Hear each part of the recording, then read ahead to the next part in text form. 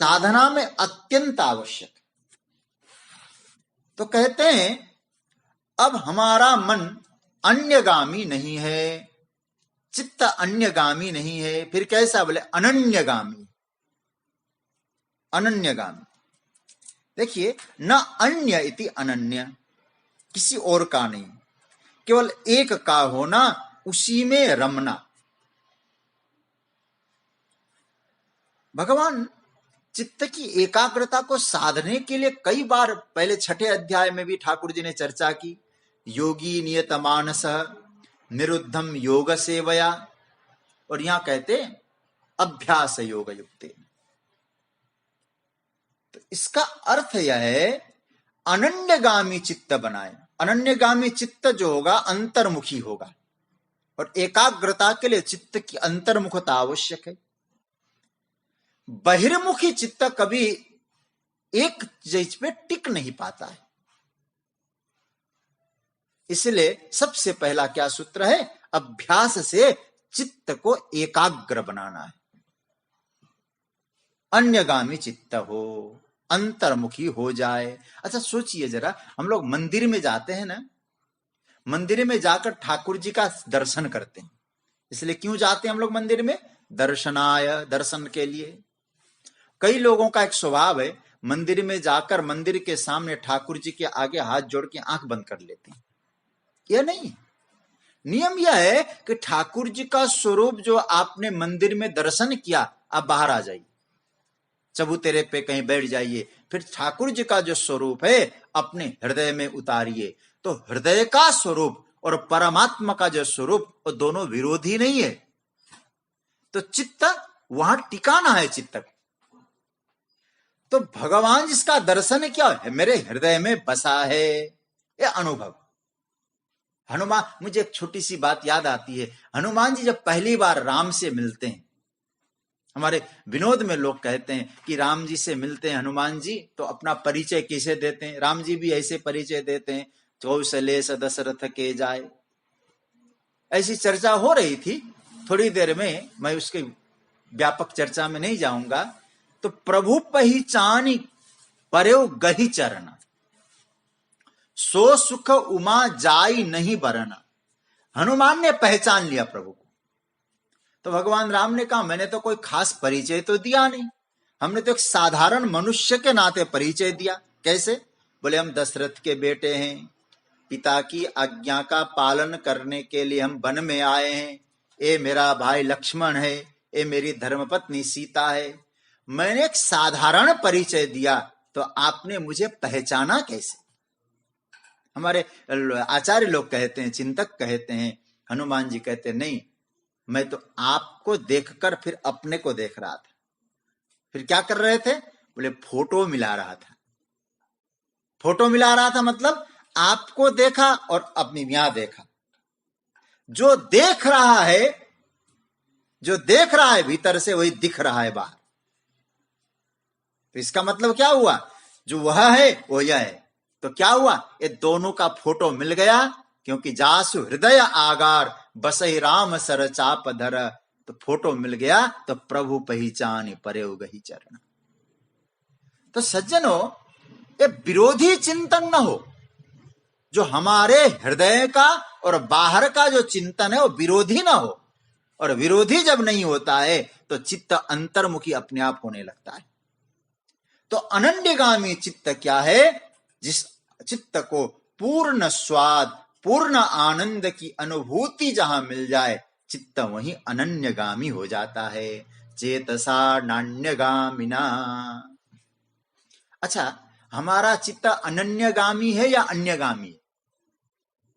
आप जरा अपने आप से पूछिएगा। और क्योंकि गीता का चिंतन चल रहा है ना, हमें भगवान क्या कह रहे हैं? अनन्यगामी बनाना है। चित्त चेतसा न अन्यगामिना। तो हमारा चित्त अन्यगामी होता है कि अनन्यगामी होता है? देखिए, पहली बात तो यह है, हमारा चित्त अन्यगामी हो रहा है। कारण क्यों? बोले स्वाद नहीं मिल रहा है उसको। स्वाद वहां मिलता तो अन्यगामी नहीं होता।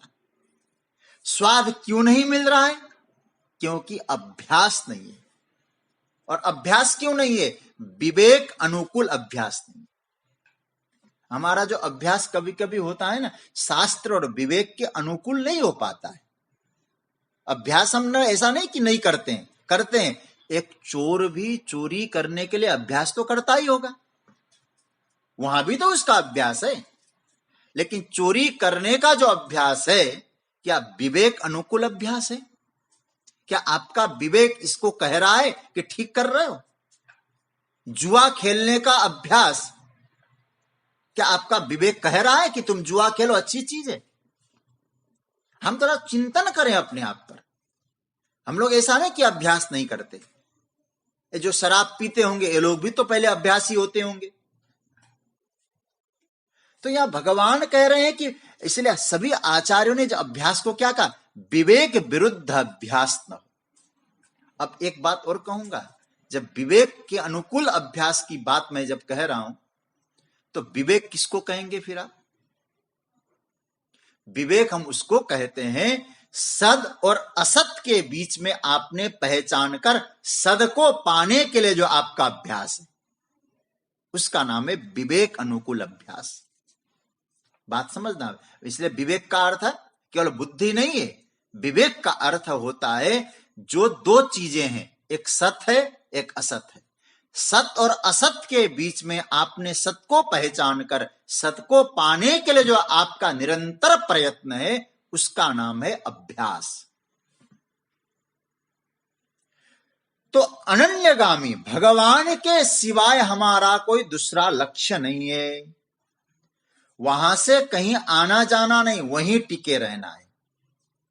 यह अभ्यास से होता है, एकाग्रता से होता है। और सज्जनों, एक बात और ध्यान देना। अब आप अपने आप से पूछना, क्योंकि ये चिंतन कर रहे हैं। आगे तो ठाकुर जी जो ध्यान की प्रक्रिया में ले जा रहे हैं हम सबको, ये अनुस्मरण भी ध्यान है, अनुचिंतन भी ध्यान है। इसलिए बार बार अनु अनु अनु शब्द का प्रयोग आया। अच्छा, आप अपने आप से पूछिए, हमारा मन, हमारा चित्त टिकता कहां है? भोजन में टिकता है, सिनेमा में टिकता है, धन में टिकता है, परिवार में टिकता है, विद्या में टिकता है, बुद्धि में टिकता है, ज्ञान में कहां टिक रहा है? आप जरा सोचिए। आप सच्ची बात तो यह है, भीतर से आपको उत्तर मिलेगा, कहीं भी स्थायी रूप से टिकता नहीं। आज आपने आज सिनेमा देखा, चलो आज सिनेमा देखने गया, फिल्म देखने गए। अच्छा, आपको बहुत अच्छा लगा, फिर कल भी देखो उसी को। फिर आप नहीं कल देखा था, बोर हो गए हम, दो कल नहीं, आज दोबारा नहीं देखना अब। अरे भाई, क्यों नहीं देख रहे हो? आप चिंतन करना, आपका चित्त टिकता कहां है? आज जिस गाने को गाते समय आपको इतना आनंद आता है, कल आप कहेंगे वो गाना, बोले वो तो पुराना गाना है सिनेमा का। तो हमारा चित्त, सच्ची बात तो यह है, कभी गंभीरता से सोचिए, संसार के किसी भी पदार्थ के में अन्यगामी होता है, अनन्यगामी नहीं होता है, नहीं हो सकता है। इसलिए कहने का तात्पर्य है, ठीक जो है, ठीक इसी तरह से कहीं भी चित्त का टिकना होता, वहां टिक जाता, कहीं भी टिक सकता था। तो संसार में हमारा चित्त टिक हो सकता ही नहीं, क्योंकि चित्त संसार का है ही नहीं। फिर क्या करना है? संसार की किसी भी वस्तु में हमारा जो चित्त है, हमारा मन है, सर्वदा टिक नहीं सकता। कारण क्या है? कारण यह है क्योंकि यहां जो कुछ है वो पूर्ण नहीं है, और हमारा चित्त हमेशा पूर्ण खोजता है और आनंद खोजता है। पूर्ण खोजेगा, आनंद खोजेगा। और एक बात स्पष्ट रूप से, सैद्धांतिक रूप से कहूं, संसार जिसको मिला, जहां मिला, जब मिला, कभी पूरा नहीं मिला। परमात्मा जिसको मिला, जहां मिला, जब मिला, अधूरा नहीं मिला। भगवान के यहां पूर्णता में कोई कमी, अपूर्णता की कोई व्यवस्था नहीं। गोविंद के यहां मेरे परमात्मा पूर्ण है, वहां अधूरा नहीं है। आगे आप सुनेंगे, कविम पुराणम अनुशासितारम का जो ध्यान की प्रक्रिया है, वो बड़ा सुंदर है। परमात्मा में अपूर्णता नहीं है और जगत में पूर्णता नहीं। तो इसका अर्थ यह है, आपका चित्त, हमारा चित्त कभी भी अपूर्ण में टिक ही नहीं सकता। टिकेगा तो कुछ ही दिन, स्थायी रूप से टिक ही नहीं सकता। जब भी चित्त टिकेगा पूर्णता में टिकेगा। वो पूर्णता क्या है? परमात्मा है।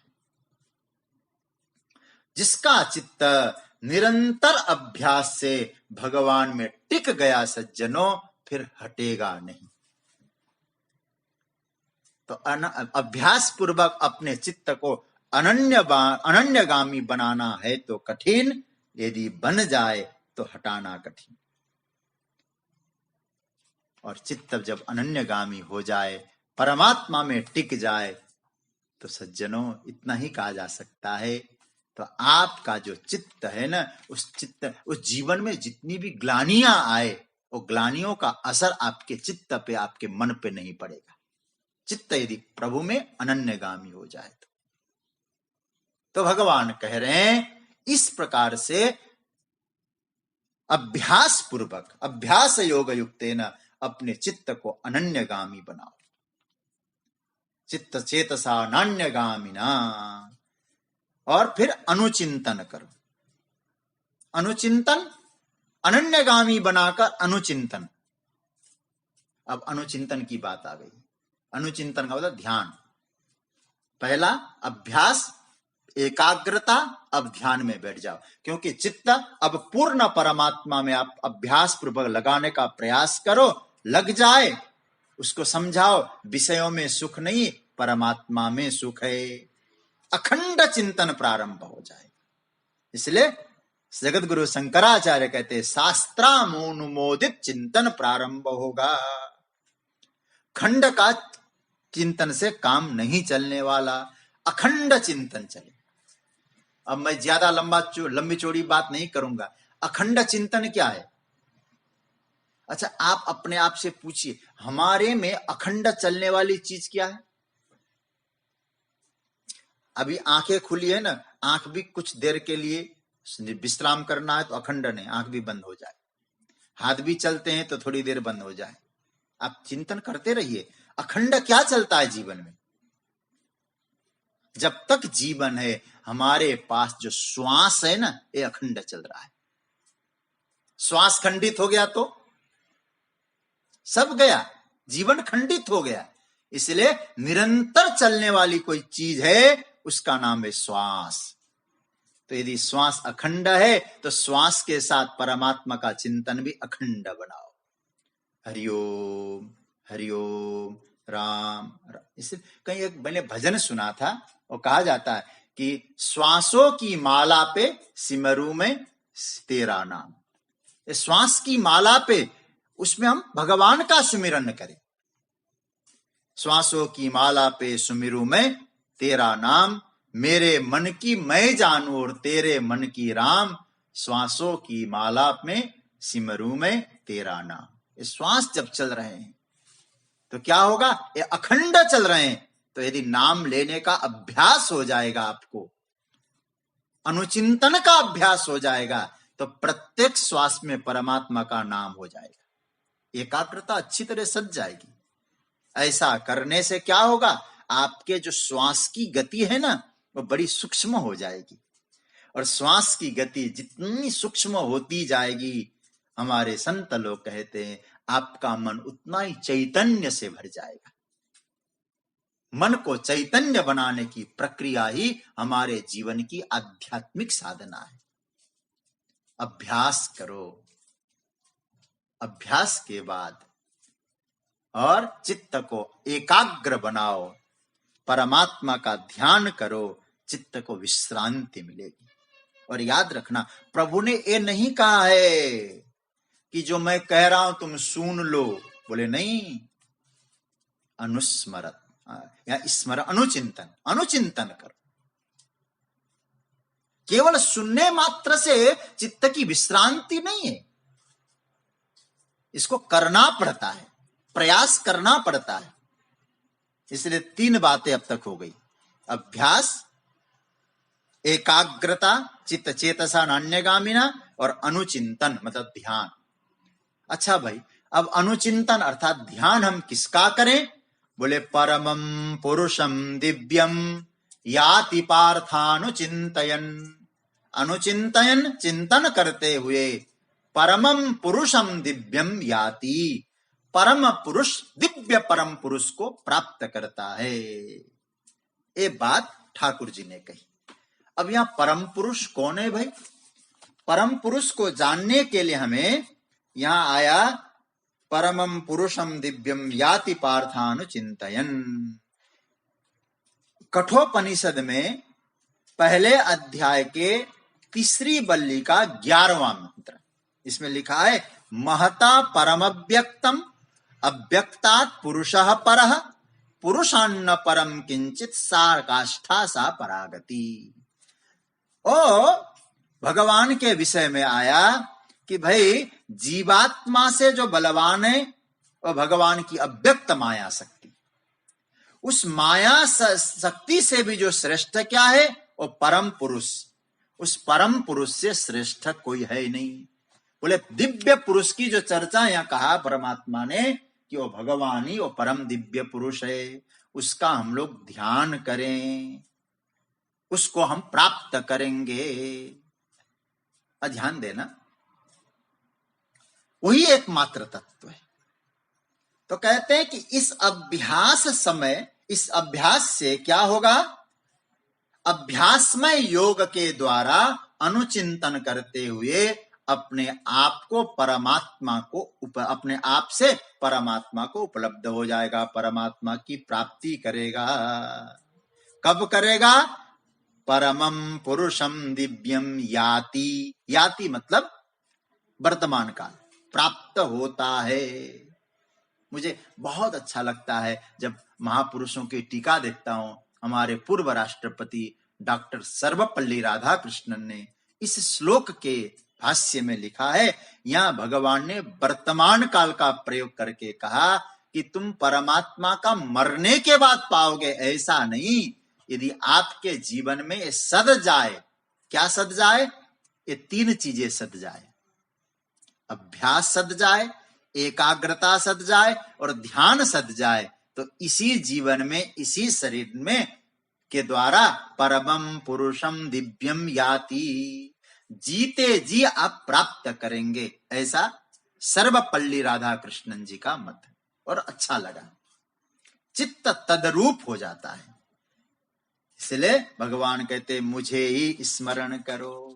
तो इस श्लोक का अर्थ संभवतः आपको आ गया होगा कि अभ्यास योग युक्तेन चेतसा नान्यगामिना परमं पुरुषम दिव्यम याति पार्थानुचिंतयन। तो भगवान ने यहां जो अभ्यास योग युक्तेन चेतसा नान्यगामिना परमं पुरुषम दिव्यम याति पार्थानुचिंतयन, ये बातें जो कही, अब यहां एक सूत्र आया, जो दिव्य परम पुरुष है उसका हम लोग ध्यान करें, उसको हम प्राप्त होंगे। तो दिव्य परम पुरुष को प्राप्त होंगे तो प्रश्न उठ सकता है, हे भगवान, दिव्य परम पुरुष जो आपने कहा वो कौन है, वो कैसा है? तब यहां जो प्रश्न उठा उसका उत्तर भगवान यहां दे रहे हैं। जिस दिव्य परम पुरुष की चर्चा पिछले श्लोक में, 8वें श्लोक में प्रभु ने कही, परमं पुरुषम दिव्यम याति पार्थानुचिंतयन, उसके विषय में यहां 9वें श्लोक में भगवान ने उस दिव्य परम पुरुष के 8 स्वरूपों के ध्यान की बात कही। ये बहुत ही सुंदर चर्चा है। हम लोग इसका केवल पाठ कर लेते हैं, लेकिन यदि गंभीरता में जाके सोचें कि ये जो 8 स्वरूप है ठाकुर जी ने जो यहां बताई है, उस पर एक एक सूत्र इतना महान है, चिंतन करने लायक है। तो इसीलिए दिव्य परम पुरुष के जो 8 स्वरूप है, 8 गुण है, उसकी यहां चर्चा की, उसका अनुचिंतन करें, अनुस्मरण करें। तो पहले हम लोग इस श्लोक का पाठ करें। सगुण ब्रह्म के जो 8 स्वरूप है उसका ध्यान करना है। तो आइए पहले 9वें श्लोक का हम लोग पाठ करें। कविम पुराण मनुशासितारम अणोरणीयांसमनुस्मरेद्यः सर्वस्य धातारमचिन्त्य रूपम् आदित्यवर्णं तमसः परस्तात्। कि यह कविम पुराणम अनुशासितारम,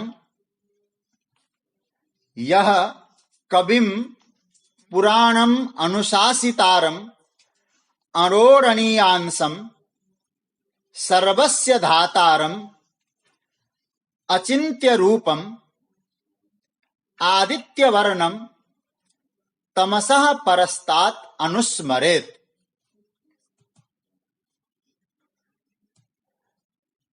ये बात बताई। यहां जो ठाकुर जी चर्चा कर रहे हैं, तो चर्चा आ रही थी कि भगवान ने यहां 9वें श्लोक में सगुण ब्रह्म के 8 स्वरूपों के ध्यान की चर्चा की।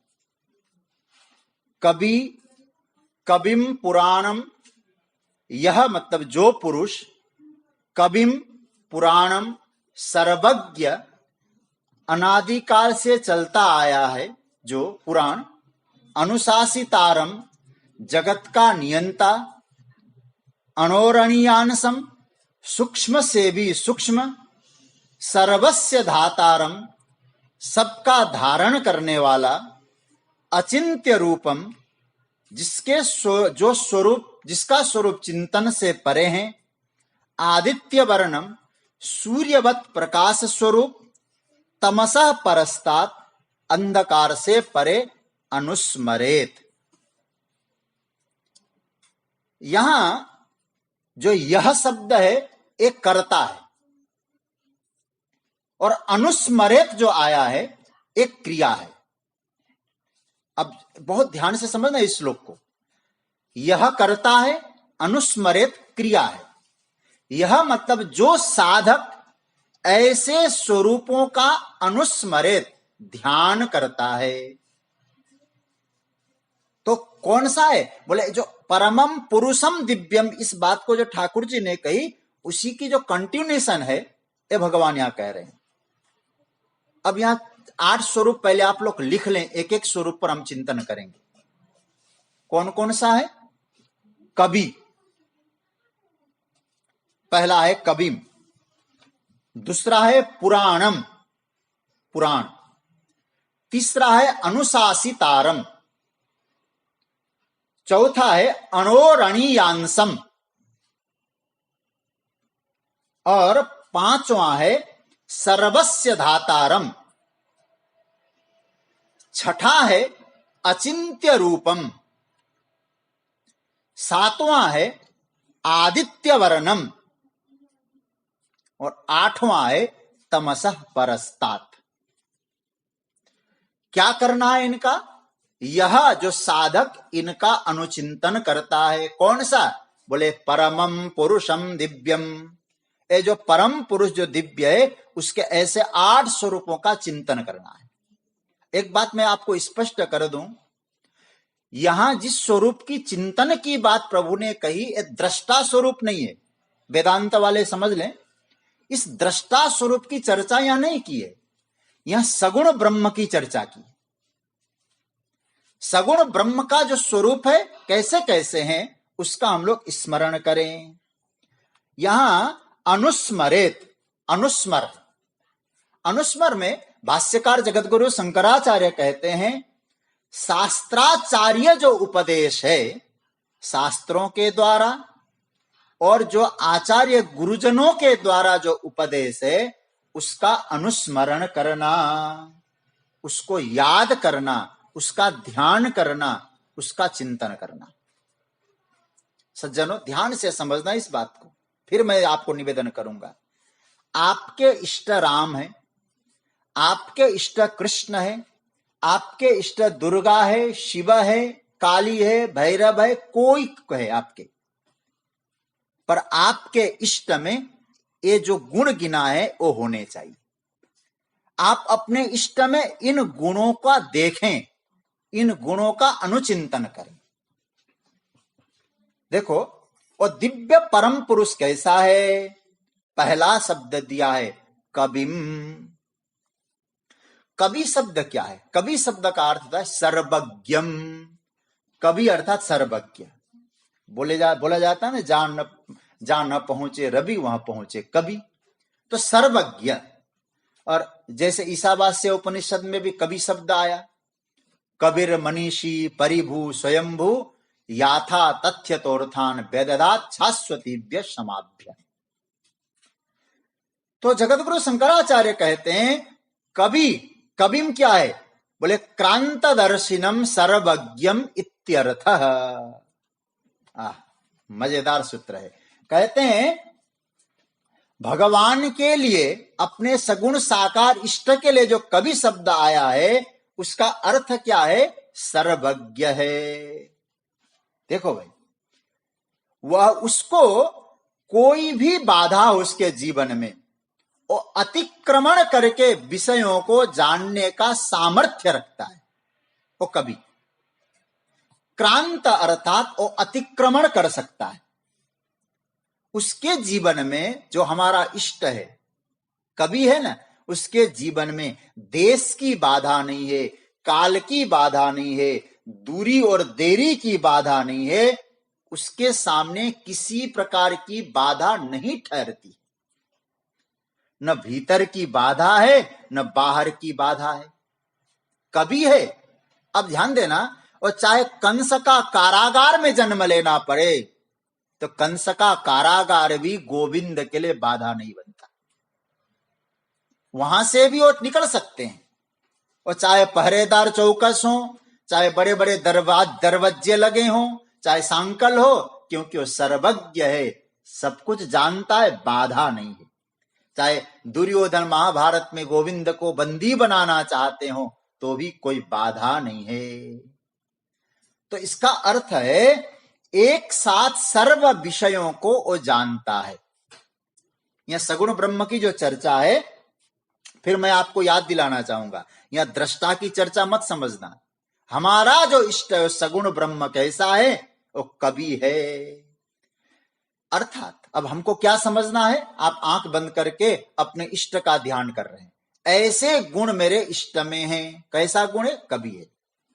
प्रभु हमारे मन की बात को जानते हैं, क्योंकि वो कवि है, वो सर्वज्ञ है। मन में बात उठने से पहले ही वो जानता है कि इसके मन में कौन सी बात उठ रही है। तो प्रभु हम हे प्रभु, फिर हम लोग क्या कहते हैं? हमें यह कर दो, हमें वह कर दो, ये करना है, वो करना है। क्यों कहते हैं हम? यदि आप उसका चिंतन करें, वो सर्वज्ञ है, वो कवि है, तो उसको अंतर्यामी को अंतर की बात बताने की आवश्यकता है कि नहीं? है नहीं। और क्या, और आगे देखते जाए, सर्वज्ञ है ना, ऐसे गुणों का चिंतन करें। क्या है? हमारे प्रारब्ध को जानता है, हमारे भविष्य को जानता है, मेरी क्या गति है, आगे कौन सी गति होने वाली है और पहले कौन सी गति हुई, वो सब जानता है। भूतानाम अगतिम गतिम। यहां जो विशेष ज्ञान है ना, उस विशेष ज्ञान के लिए यहां कवि शब्द का प्रयोग हुआ है। सर्वज्ञ है। और याद रखना, वो व्यष्टि बुद्धि की तरह नहीं होता है, एक समय में एक ही वस्तु का ज्ञान करता हो, उसे समष्टि का ज्ञान है। अखंडाकारित बुद्धि है, अखंडाकार वृत्ति है उसकी। तो अब क्या होगा? जब साधक ऐसे कवि को, ऐसे परम सर्वज्ञ को जानने का प्रयास करता है, चेष्टा करता है, वे सर्वज्ञ होने के नाते हम अल्पज्ञ पे कृपा करते हैं। दो तीन बातें समझना। हम अल्पज्ञ हैं और सर्वज्ञ हैं। यदि हम उनको जानने की कोशिश करते हैं तो हम अल्पज्ञ पर वो कृपा करते हैं। तुम्हारी ही कृपा, तुम ही रघुनंदन। तो सज्जनों, वो सबके हृदय की बात को जानता है। तो केवल केवल दृष्टा ही नहीं, उसको विशेष ज्ञान है। इसलिए तो भगवान श्रीमद् भगवत गीता के 4 अध्याय में कहते, तान्यहम वेद सर्वाणी। हे अर्जुन, मैं सब कुछ जानता हूं, न त्वं वेत्थ परन्तप। जब साधक यह बात सोचता है कि परमात्मा जो मेरे इष्ट है उनकी सर्वज्ञता है, और याद रखना सज्जनों, मैं भक्ति की बात कहूं तो उनकी सर्वज्ञता को हम अपनी बुद्धि में लाने का प्रयास न करें। उनकी सर्वज्ञता को हम अपने में लाने का प्रयास न करें, उसकी सर्वज्ञता का ध्यान करें। इसलिए यहां शब्द क्या आया है, यह अनुस्मरेत। ये नहीं कहा कि उस सर्वज्ञता को ले आओ अपने पास। बहुत समझदारी की बात कह रहे हैं ठाकुर जी हमको, बहुत साधकों के लिए जो सर्वज्ञता जो है कभी है उसका ध्यान करना। कहीं आप ये सोचो परमात्मा की सर्वज्ञता हमारी बुद्धि में भी आए, ये नहीं हो सकता। फिर सर्वज्ञता का ध्यान करो, परमात्मा सर्वज्ञ है, उसका चिंतन करो कई प्रकार से। तो कहने का तात्पर्य यह है, साधक जब यह सोचता है कि परमात्मा जो मेरे इष्ट सर्वज्ञ है, मेरी बुद्धि ऐसा कुछ सोच ही नहीं सकती जिसे परमात्मा नहीं जानता हो, क्योंकि मैं अल्पज्ञ हूं। मेरी बुद्धि के भाव को परमात्मा जानता है। आप जरा सोचिए, इस भाव से क्या होगा, ऐसा ध्यान करने से क्या होगा। इस प्रकार का आप चिंतन करेंगे, अनुस्मरण करेंगे, तो याद रखना आपकी भक्ति बढ़ेगी, आपका प्रेम बढ़ेगा। भक्ति में अब देखो 2 बातें आती है ना, भक्ति, भक्त और भगवंत। 3 बातें कहूं, बहुत समझना। भक्ति साधन है, भक्त साधक है, भगवान साध्य है। तो हमेशा इस बात का ध्यान ये देखना है हमको कि हमेशा भक्त साधक है, साध्य भगवान है। तो साध्य से साधक छोटा ही तो होता है, यात्रा में है। उसे क्या समझना है, हमारे प्रेम को बढ़ाना है, भगवान में भक्ति को बढ़ानी है। तो उस सर्वज्ञता को अपने में लाने से नहीं बढ़ेगी, उस सर्वज्ञता के ध्यान करने से बढ़ेगी। तो सगुण ब्रह्म की सर्वज्ञता का अभिप्राय क्या है, यह है कि भगवान मेरे भावों को, मेरे प्रारब्ध को, मेरे कर्म को जानते हैं। अतएव भगवान के सामने मैं बेपर्दा रहूंगा, भगवान के सामने मैं छिपाव नहीं रखूंगा, भगवान के सामने किसी प्रकार का आवरण नहीं रखूंगा। ये भाव जीवन में कभी का ध्यान करते समय ये सोचना चाहिए। क्या सोचना है, अतः भक्त भगवान से कहता है, सरकार जैसा हूं मैं आपका हूं, अपने आप को ऐलान कर देगा। एक किसी ने बहुत अच्छी बात कही, तुम खुदा को नहीं जानते, खुद को तो जानते हो। खुदा को पाना है तो खुद को ऐलान कर दो कि आप कौन है। तुम राखो मेरी लाज हरी, तुम जानत सब अंतर्यामी, करनी कछु न करी। तुलसीदास जी कहते हैं, इसका अर्थ है मेरा सर्वस्व, मेरा कुछ, सब कुछ परमात्मा जानता है। इसलिए ये क्या है, ये भक्त का ज्ञान है, ये कवि का ध्यान है, ये अनुस्मरण है। यह ध्यान जब उतर जाएगा तो क्या होगा, पहला लाभ आपको क्या मिलेगा, परमात्मा सर्वज्ञ है, मेरे प्रारब्ध को जान रहा है, मेरे कर्मों को जान रहा है, मुझे देख रहा है, सब कुछ जानता है। पहला इसका फल क्या होगा सज्जनों, पहला फल ये हो जाएगा, यह ध्यान हमारे जीवन में उतर जाएगा तो भक्त कभी छल करने की चेष्टा नहीं करेगा। छल नहीं करेगा फिर, क्योंकि ध्यान में वो समझ गया कि परमात्मा देख रहा है। किससे छल करेगा वो फिर? अगर यह ज्ञान हो, मैं इसलिए अगर लगा रहा हूं, अगर यह ज्ञान हो जाए कि जो मेरे श्वास है, उस श्वास में भी परमात्मा है, परमात्मा से कुछ छिपा नहीं है, तो उनके सामने मैं चालाकी करूंगा क्या? चतुराई दिखाऊंगा क्या? इसलिए गोस्वामी जी कहते, मन क्रम बचन छाड़ी चतुराई, भजत कृपा करी है रघुराई। मन वचन कर्म से छल को खत्म करना है। वो छल खत्म कब होगा? जब आपको लगेगा अरे वो तो यहां बैठ के सब कुछ जान रहा है, तो किसके सामने छल करूं? तो मेरा छल नहीं जानेगा क्या हो? तो कवि का ध्यान करते समय ये भाव रखना चाहिए, जो मेरा परमात्मा सर्वज्ञ है, इस बात का ध्यान करना, मुझे निश्चल होना है, यही अनुस्मरण है। सचमुच में सज्जनों, अगर भगवान की सर्वज्ञता का ध्यान हो तो बहुत बड़ा फल मिलेगा, बहुत बड़ा फल। सर्वज्ञता का ध्यान करेंगे तो बड़ा फल मिलेगा। जीवन निश्चल हो जाएगा, जीवन निष्कपट हो जाएगा, और जीवन निश्चल और निष्कपट हो जाएगा तो प्रभु से पूछो, प्रभु अब क्या होगा? भगवान कहते हैं, क्योंकि मुझे निर्मल मन जन सो मोहि पावा, मोहि कपट छल छिद्र न भावा। मुझे छल पसंद नहीं है, छिद्र पसंद नहीं है, छल खत्म करना है तो कवि का ध्यान करो। कवि का ध्यान करने से छल की निवृत्ति हो जाएगी। तो उन्हें जो पसंद नहीं है मैं कैसे करूंगा? उन्हें पसंद नहीं है फिर भी मैं करूं, ये तो हमारी अविद्या है, हमारी अज्ञानता है। अब पहला जो सूत्र आया, कवि क्रांतदर्शी, सब कुछ जानने वाला, सर्वज्ञ, सब कुछ जानता है, मेरा अंतर्यामी है, इस भाव से भगवान का ध्यान करो। परमम पुरुषम दिव्यम, और परम पुरुष का जो पहला लक्षण क्या है? कवि। दूसरा लक्षण क्या है? कविम पुराणम, दूसरा लक्षण बताया पुराण। अब पुराण शब्द का अर्थ क्या है? संस्कृत भाषा में पुराण शब्द बनता है, पुरा शब्द से युच प्रत्यय होता है और युवोर नाको से अन होता है, तो पुराण शब्द बनता है।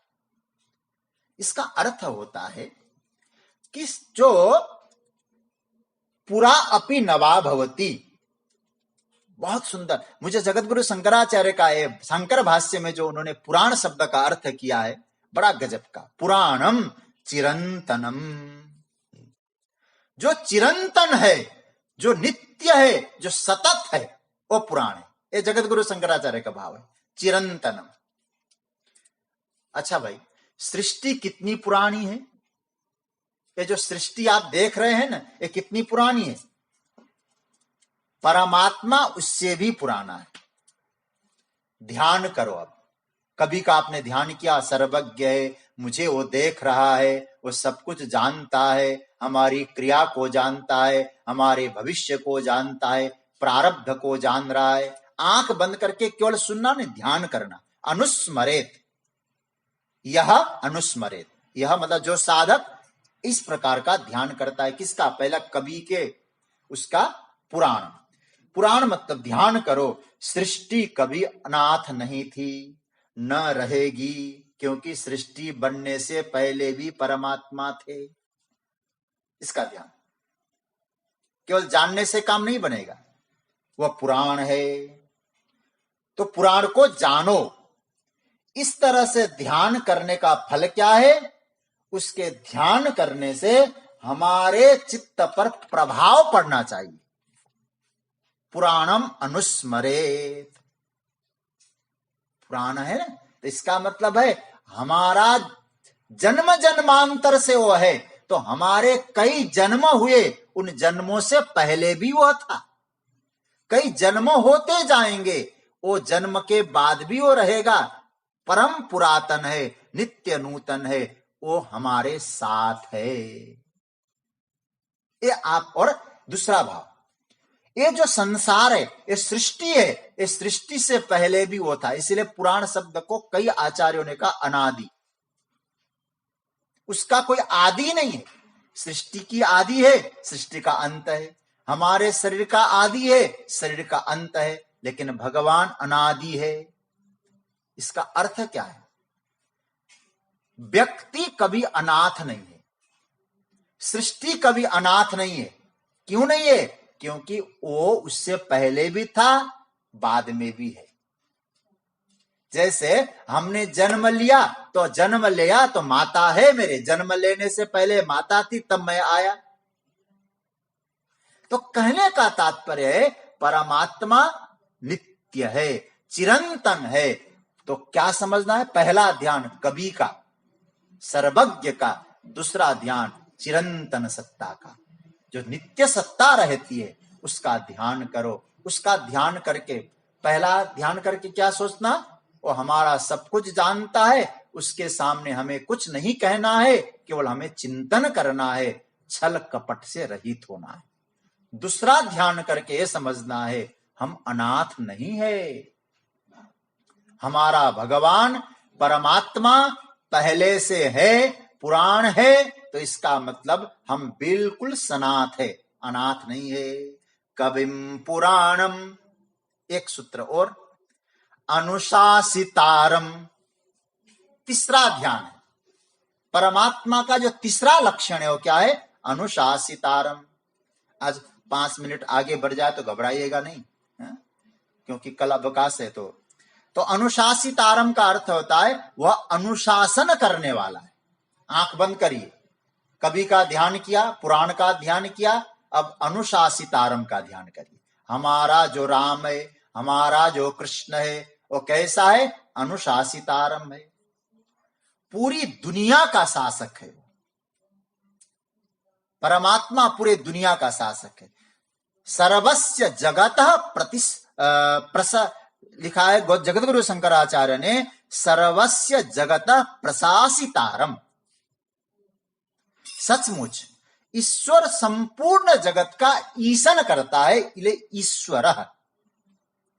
और दौड़ दौड़ के नहीं करता है, वहां गया डंडा लेके तुमको शासन कर रहा हूं, नहीं, वहां जाके नहीं।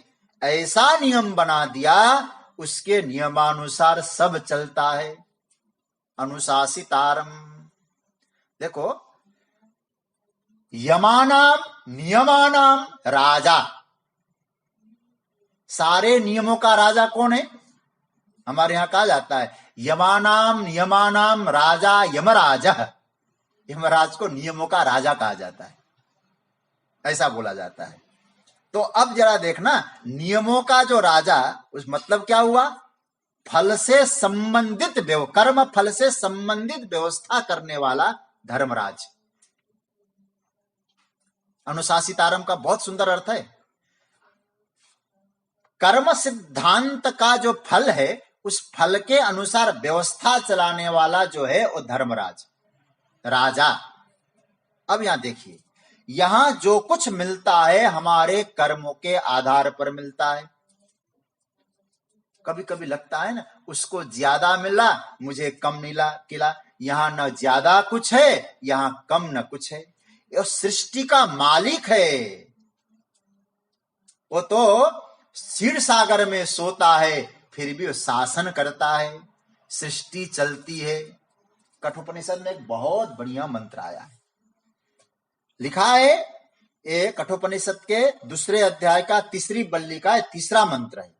भयात अस्याग्निस्तपति, भयात तपति सूर्य, भयात इंद्रश्च वायुश्च, मृत्युर्धावति पंचमा। उसी के भय से, उसी के शासन से सब कुछ चल रहा है। कोई उसके अनुशासन को भंग कर नहीं सकता। लेकिन बुरा नहीं मानना, कोई भंग करता भी नहीं है सिवाय मनुष्य के। कोई भंग नहीं करता। वो शासक है, वो राजा है। इसलिए आपने कभी विचार किया, राजा को ईश्वर का रूप मानते हैं कई, प्राय जहां जहां राजा की स्थिति होती है ना, राज शासन जहां है, वहां कहते हैं राजा ईश्वर का रूप होता है। सर्वदेवमयो राजा, ईश्वर का अंश कहा जाता है, रूप कहा जाता है, उसको ईश्वर मानो। क्यों? इसका मतलब है वो सब पर शासन कर रहा है, अतः उसे ईश्वर का रूप मानो, ईश्वर के रूप में देखा जाता है। शासक के रूप में प्रभु का चिंतन करें। हमारा शासक है, हमारा राजा है, उस रूप में चिंतन करें। और एक बात ध्यान देना,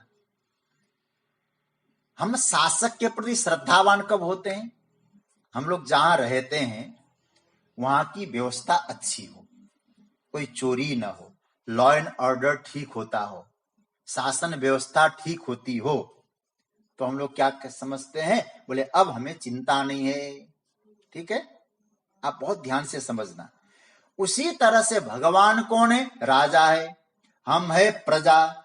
उसके नियमानुसार हम लोग चलें, भगवान के शासक के रूप में हम लोग ध्यान करके, हमारा शासक हमारे साथ है, हम जी रहे हैं उसके शासन के कारण जी रहे हैं। फिर भक्त क्या होता है? उस परमात्मा की व्यवस्था में हम जी रहे हैं, तो भक्त के जीवन में 3 चीजें आती है। निश्चिंतता आती है, निर्भयता आती है, निर्द्वंदता आती है। उसमें दुष्प्रवृत्ति जितने भी हैं वो दुष्प्रवृत्तियां नहीं आती, क्योंकि मालूम है लॉ एंड ऑर्डर सख्त है, हमें उस परमात्मा शासक बन के देख रहा है। तो हमारे परमात्मा के शासन में यदि हम व्यवस्था बिगाड़ेंगे तो क्या होगा? तो हमारा शासक है वो हमें कर्म का फल देगा, क्योंकि अनुशासितारम है, उसकी व्यवस्था में धर्मराज यमराज लगे हुए हैं। हमको क्या करना है? लॉ एंड ऑर्डर का फॉलो करना है। तो कैसे रहना है? क्योंकि वो मुझे देख रहा है, मुझे देखा जा रहा है। देखो भाई, परमात्मा के सीसीटीवी कैमरा है ना, बहुत अच्छे अच्छे। कौन कौन से? सूर्याग्नि खम रुद्गाव, सूर्य है, अग्नि है, ये सब सीसीटीवी कैमरे पे जाते हैं। सूर्य है, अग्नि है, वायु है, गाय है, पृथ्वी है, दिन और रात की संध्या है, दिन और रात है, संध्या काल है, ये सब उसके क्या है? ये सीसीटीवी कैमरे हैं। तो क्या देख रहे हो हमको? हम क्या कर रहे हैं? एक क्षण छुपाते हो, क्या होता है? वो राजा वहां बैठ के देख रहा है और फिर शासन करता है हमारे ऊपर। तो लॉ एंड ऑर्डर ठीक रखना है तो हमको क्या करना है? हमारा परमात्मा हमारे ऊपर अनुशासन कर रहा है, इसलिए हमको सावधानी पूर्वक रहना है। ऐसे उस स्वरूप का जीवन में क्या प्रभाव करना चाहिए? उसका अनुस्मरण करो। ऐसा ध्यान करके हमारे जीवन में क्या प्रभाव होना चाहिए? इसका अनुस्मरण करना। तो सगुण ब्रह्म के कौन कौन से स्वरूप है? कभी आंख बंद करें, जिस परमात्मा का अभ्यास युग युक्त से होकर चित्त को एकाग्र करके ध्यान करने की बात जो भगवान ने कही, उस ध्यान करते समय पहला सूत्र समझें, मेरा भगवान कैसा है? कभी है। उसके बाद दूसरा भाव सोचे, मेरा परमात्मा कैसा है? पुराण है, पहले से है, वो चिरंतन है, सतत है। मेरा भगवान कैसा है? फिर आगे सोचे, पुराणम अनुशासितारम, परमात्मा शासक है, उसके शासन में मुझे रहना है और सावधानी से रहना है। ये 3 प्रकार का ध्यान हुआ। इस प्रकार से एक एक सूत्र पे हम लोग चिंतन करें तो इस सगुण साकार के 8 प्रकार के ध्यान कहें। यह 8वां अध्याय है ना, अष्टम अध्याय में 8 प्रकार के सगुण साकार के ध्यान की चर्चा परमात्मा ने कही। कविम पुराणम अनुशासितारम अनोरणीयांश मनुस्मरेद्य सर्वस्य धातारम अचिन्त्य रूपम आदित्य वर्णम तमसः परस्तात्। और आगे जो 5 प्रकार के ध्यान की चर्चा है, अब उसकी चर्चा हम लोग सोमवार को करेंगे। आज शनिवार है, इसलिए आज साप्ताहिक प्रश्न आपको मैं दे रहा हूं। आप लोग खूब प्रेम से इस प्रश्न पर